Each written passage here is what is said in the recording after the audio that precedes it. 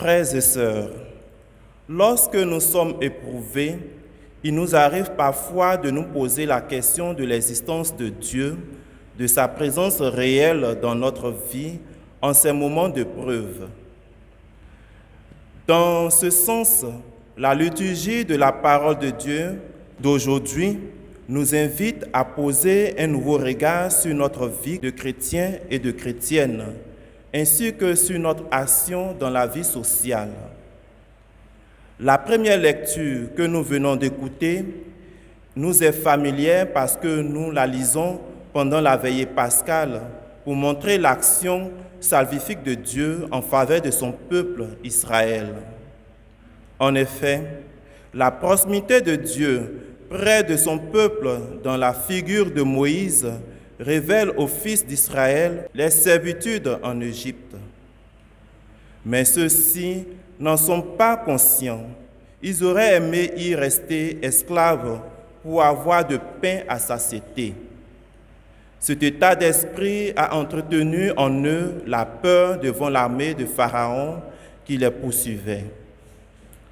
Cette peur les a amenés à crier « L'Égypte manquait-elle de tombeaux pour que tu nous aies emmenés mourir dans le désert? Quel mauvais service tu nous as rendu en nous faisant sortir d'Égypte ?»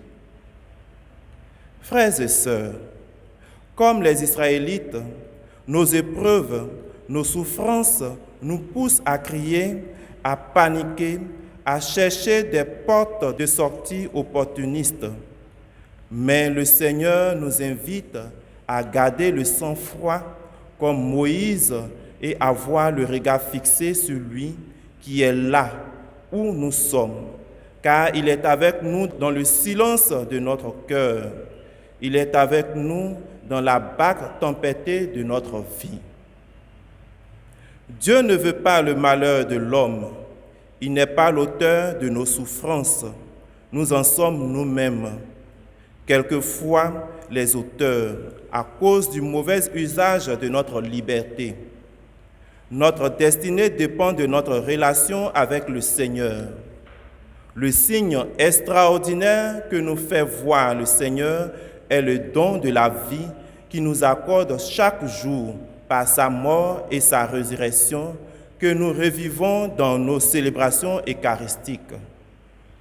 Il est là dans nos épreuves, il compatit à nos souffrances, mais il reste silencieux et attend que nous l'invitions pour nous porter secours. Que la grâce de cette Eucharistie nous aide véritablement à renouer notre relation au Seigneur. Dieu, mon Dieu, je te cherche pour m'abandonner à toi.